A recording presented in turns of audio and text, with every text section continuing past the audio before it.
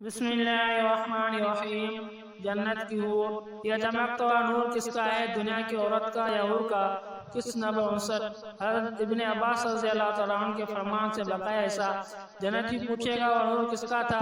فرشتہ کہے گا تو یہ دنیا کی بیوی کا ہے، یہ بھی جنت میں آپ کے ساتھ ہے، اسی نے آپ کی طرف جھانک کر دیکھا ہے اور آپ کے بغل گیر ہونے پر مسکرائی ہے، یہ جو آپ نے اپنے گھر میں دیکھا ہے اس کے اگلے دانتوں کا چمکتا ہوا نور ہے۔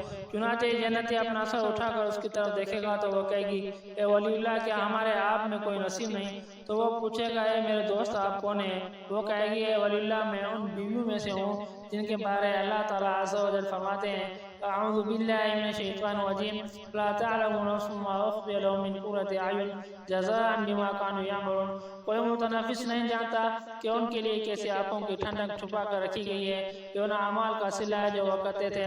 فرمایا کہ چنانچہ اس کا تخت اڑ کر اس کے پاس پہنچ جائے گا، جب یہ اس سے ملاقات کرے گا تو یہ اس آخری بیوی سے نور کے اعتبار سے 1,00,000 گنا بڑی ہوئی ہوگی، کیونکہ اس عورت نے دنیا میں روزے بھی رکھے تھے، نمازیں بھی پڑھی تھی، اللہ عز و جل کی عبادت کی تھی۔ یہ جنت میں داخل ہوگی تو تمام عورتوں سے افضل ہوگی، کیونکہ وہ مرد پیدا ہوئی ہوگی اور اس نے دنیا میں عبادت کی ہوگی۔ یہ جنتی اس سے 40 سال بغل گیر ہوگا، نہ تو وہ اس سے تھکے گی اور نہ وہ اس سے سیر ہوگا۔